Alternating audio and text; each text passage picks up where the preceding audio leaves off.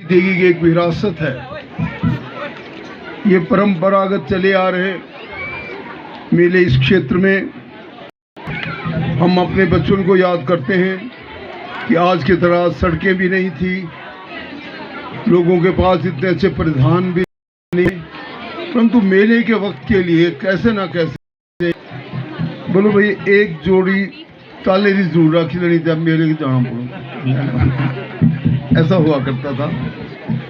और वो बड़े शौक से बच्चे, माताएं, बहनें किस प्रकार से वो इन क्षेत्रों में आते थे, वो अपने में एक बहुत ही सुंदर दृश्य होता था। आज के युग में दुनिया भर के मनोरंजन के साधन हैं, आपके हाथ में ही आप कुछ भी दुनिया की किसी भी चीज़ को देख सकते हो।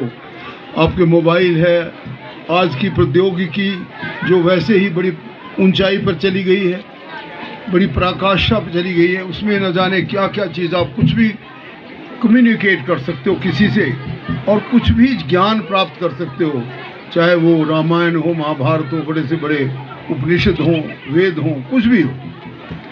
कहने का मतलब है कि अब और उस वक्त का अंतर बता रहा हूँ। उस वक्त सिर्फ एक चंडोल हो था, महाराज एक ही कोने दे एक चंडोल जो दिखता था, जहाँ जाके मेले होते थे, और उसको उसके झूमने के लिए बेचारे लड़के लाइन लगाते थे। इसी प्रकार से जैसे आज वीरेंद्र भाई साहब ने हमारे को सबको मिठाई खिलाई तो याद आई कि हाँ, मेले का असली मतलब तो होता है कि भाई बोलो मेरी मिठाई ले आए कि नहीं खाई। वो पुरानी यादें भी ऐसी हुआ करती थी और लोग सचमुच में इसको बड़े बहुत चाव से इसका इंतज़ार करते थे कि यार मेला आएगा, भाई भलोगा मेला होना, या फलाना जगह हमारे घना घाट का मेला, कहीं का अनोखी डाली का मेला, बड़े दुनिया भर के ऐतिहासिक मेले थे। तो ये अपने में समेटे हुए उस वक्त के इतिहास को, उस वक्त की यादों को, और मैं समझता हूँ यही हमारी इस क्षेत्र की, हमारे पहाड़ी क्षेत्र की ये बहुत बड़ी एक, जिसे कहते हैं ना, रखने वाला खजाना है, निधि। इससे आपस का प्यार, सौहार्द और किसी प्रकार की कोई आपस में कुंठाएं, किसी प्रकार की कोई लड़ाई हो जाती थी, मारे बोलो भी खांद भी हो जाती तो मेरे वक्त दे से भी खुली जाओ थी महाराज। कभी कभी देवी देवताओं का नाम दे के हम कुछ किसी को अच्छा बुरा बोल देते थे तो वो भी समाप्त हो जाया करता था। इसीलिए देवी देवताओं का स्थान, जैसे वीरेंद्र भाई साहब ने अच्छे अच्छे जयकारे लगाए, इन देवी देवताओं का अपना स्थान है और इन्हीं के नाम ये मेले आमतौर पे मनाए भी जाते हैं। कोई शून्य का मेला है, माँ शून्य अपनी बहन को मिलने आती है, तो उससे भी एक संकेत मिलता है कि हम भाई बहनों में, परिवार में, हमारे गांव में, हमारे समाज में, हमारे राष्ट्र में, हमारे पूरे मानव जाति में किस प्रकार का प्यार होना चाहिए, किस प्रकार का मेल होना चाहिए। वैसे भी हमारा देश तो एक गुलदस्ता है। हमारे देश में हर प्रकार के धर्म हैं, हर प्रकार की जातियां हैं, हर प्रकार के विचार रखने वाले लोग हैं। एथनिक जिसे बोलते हैं सोसाइटी, अलग किस्म के ऊंचे बड़े खानदान, पुराने वक्त की बड़ी बड़ी परंपराओं से, बड़े बड़े घरानों के गाने गाले लोग, और न जाने कितनी जातियां उपजातियां हैं, परंतु सब इकट्ठे मिलकर रहते हैं। हम एक दूसरे के आराध्य देव की उसी तरीके से आराधना और सम्मान करते हैं जैसे हम अपने देव देवताओं को करते हैं। इसीलिए हमारा प्रदेश भूमि कहलाता है और हम मेलों को बहुत सम्मान की दृष्टि से देखते हैं। तो मैं जहां मेले कमेटी को और यहाँ के लोगों को हार्दिक बधाई देता हूं कि उन्होंने इतना सुंदर आयोजन किया। और वीरेंद्र जी ने मुझे कहा कि भाई कल साहब आपने आना है, मैं जानता हूं कि आपके ऊपर भार है, दुनिया भर की कमिटमेंट है। जैसे अभी मैं सवेरे अपना देव घाट का मेला जो बाबा बालकनाथ के नाम से है उसमें होके आया, फिर संत का कुछ थोड़ा सा आयोजन था वो देख के आया। इस प्रकार से तब मैंने जब कह दिया तो मैं अवश्य आना चाहता था। वैसे भी मैं इस क्षेत्र से पहले से भी जुड़ा हूँ, मैं भी आपका 2 बार सांसद रहा हूँ।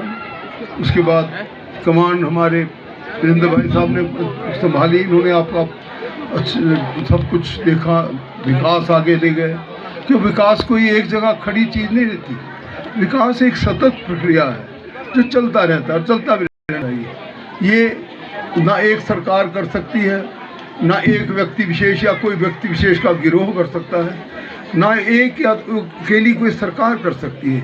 विकास हम सब कर सकते हैं। विकास में चिंतन ही हमारा, नेताओं का, चुने लोगों का फर्ज होता है, और आपके साथ मिलकर, आपके साथ बैठकर ही हम अपने गांव का, हम अपने शहर का, हम अपने प्रदेश का, हम अपने राष्ट्र का विकास कर सकते हैं, जो लगातार चलता रहना चाहिए। तो कुछ एक बातें आई हैं मेरे पास आपकी, और मेरे लिए पेपर कुछ एक समस्या आई हैं। एक तो तो है ही है। अच्छा, ये ओके। बहुत लंबी चौड़ी बातें भी लिखी हैं उसमें, और सबसे पहले यहाँ की जो इस क्षेत्र की डिमांड है, जो मुझे वीरेंद्र जी ने बताया, कि भाई काफ़ी ज़्यादा बड़े बड़े यहाँ पे गेस्ट हाउसेस खुल गए हैं, लगभग 50 के करीब होटल हो गए हैं। तो पहले और अब में, जब मैं पहले यहाँ पे आया था, उसमें ज़मीन आसमान का अंतर, तो कोई शक नहीं।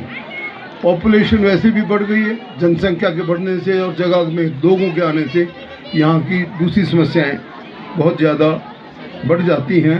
तो जो स्वास्थ्य की दृष्टि से खासकर यहाँ की जो डिमांड आई है, वो आई है कि आयुर्वेदा की एक डिस्पेंसरी होनी चाहिए।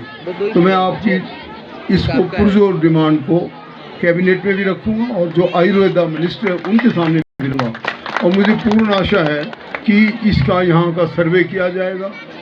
मैं स्वयं आयुर्वेदा के जो हमारे मिनिस्टर हैं उनसे बात करूंगा, और इसको कैबिनेट में भी रखूंगा। तो मुझे पूर्ण आशा है कि आपको ये डिस्पेंसरी आने वाले कुछ दिनों में मिल जानी चाहिए। एक दूसरी रिक्वायरमेंट आपकी आई है कि यहाँ पे ग्राउंड की ज़मीन है।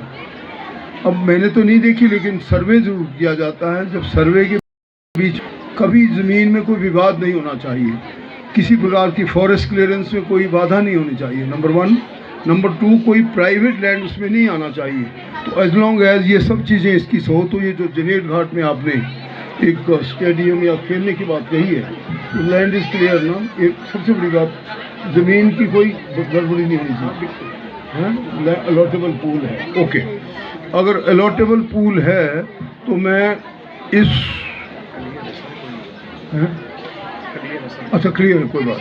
तो जब मुझे इन्होंने कहा, स्वरूप ठाकुर जी ने, कि ज़मीन का कोई विवाद नहीं है और कोई शक नहीं है, तो मैं तब इसको, क्योंकि अपनी जो मेरी निधि दी होती मेरे पास सरकार ने, उसमें से आपको पहली किश्त के रूप में काम शुरू करने के लिए 5 लाख रुपए देने की घोषणा करता हूँ।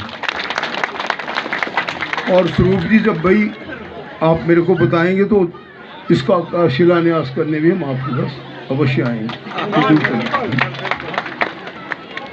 एक और समस्या आई थी कि यहाँ जो जनेट घाट में, और ये कुछ एक घर ऐसे हैं, और मुझे वीरेंद्र भाई साहब ने बताया कि भाई उनमें अब न जाने किस वजह से, मैं तो समझ नहीं सकता कि आज का बिजली तो कोई किसी की काट नहीं सकता, पर इसकी कुछ बिजली काट के इनको टेम्परेरी कनेक्शन दिया है। तो मैं इंजीनियर से बात भी करूंगा, और मैं चाहूँगा कि जो ये सिचुएशन है, ये कनेक्शन इनको ठीक ठाक से मिले, और मिलना भी चाहिए, क्योंकि इसमें तो सुप्रीम कोर्ट के ऑर्डर्स हैं। आप बिजली का कनेक्शन तो किसी का काट नहीं सकते, तो ये बिजली का कनेक्शन रिस्टोर किया जाएगा। और भी कुछ, हाँ, कुछ एक लोगों की समस्याएं क्या थी, प्रमोशन के बारे में, पोस्टिंग के बारे में, या कोई जगह सूट नहीं करती तो दूसरी जगह किसी बीमारी के कारण, वो अलग अलग केस मेरिट बेस्ड लिखे जाएंगे, उनको मैं अलग से आपको सूचना दूंगा, और उसके बारे में भी मैं उसको जो जिस प्रकार का होगा, जो उसके अनुसार उसका निराकरण करके आपको सूचना दे दी जाएगी। अंत में इतना ही कह सकता हूँ कि ऐसे मेले हमेशा आते रहें, जिसमें आप आजकल के जो युग का स्ट्रेस से हम लोगों को तनाव बन जाता है, काम करते करते दुनिया भर की मुसीबतें आती हैं और मेरे हाथ नहीं अपनी उतने दे दो। एक तनाव बन जाता है जिंदगी में। वो तनाव ऐसा होता है कि भाई ऐसे ऐसे जगहों से ऐसे आकर वो ख़त्म हो जाता है। इसीलिए चाहे हम कितने बड़े अच्छे से अच्छे काम कर रहे हो, हमारे पास कितनी सुविधाएं हों, उसके बावजूद भी काम का भार, जिम्मेवारियां या कुछ और सामाजिक कारणों से जीवन में तनाव आ जाता है। उन सब तनाव को ख़त्म करके इस प्रकार के मेले जो हैं मैं समझता हूँ सहायक सिद्ध होते हैं। तो आप एक बार फिर मेला कमेटी को मैं बहुत बहुत बधाई देता हूँ और आपने हम सबको सम्मानित किया, यहाँ आने का अवसर दिया, उसके लिए धन्यवाद देता हूँ। और अपनी डिस्क्रिशनरी ग्रांट से ऐच्छिक निधि से मेला कमेटी को इनके सफल संचालन के लिए 21,000 रुपये देने की घोषणा करता हूँ। फिर मिलेंगे इसी प्रकार के मेलों के क्रम में दोबारा। बहुत बहुत धन्यवाद। जय हिंद, जय हिमाचल।